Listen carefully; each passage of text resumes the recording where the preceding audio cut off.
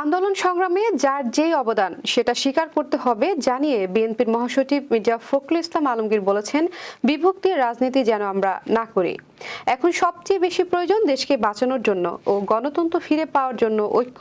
বৃহস্পতিবার বিএনপি চেয়ারপারসনের গুলশানের রাজনৈতিক কার্যালয়ে রাজবন্দির জবানবন্দি বইয়ের মোড়ক উন্মোচন অনুষ্ঠানে প্রধান অতিথির বক্তব্যে তিনি একথা বলেন।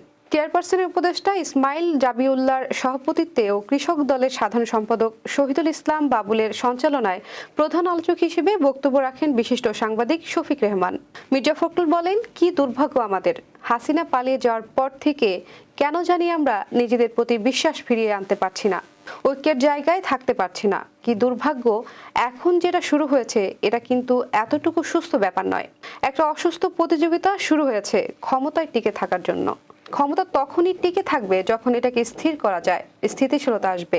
তিনি বলেন, সংস্কার তো আমরা শুরু করেছি। দেশে প্রথম সংস্কার করেছিলেন শহীদ রাষ্ট্রপতি জিয়াউর রহমান।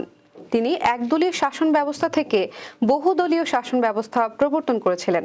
বিএনপি মহাসচিব বলেন, সংস্কার অবশ্যই লাগবে। সংস্কার পেছনে যে শক্তিটা লাগবে সেটা একটা হচ্ছে নির্বাচিত পার্লামেন্ট, নির্বাচিত সরকার। এটা ছাড়া সংস্কার বৈধতা দিতে পারবো না আমরা। তাই আমরা সেসব বিতর্কে জড়াতে চাই না। আমরা বিতর্কে বেশি না জড়াই।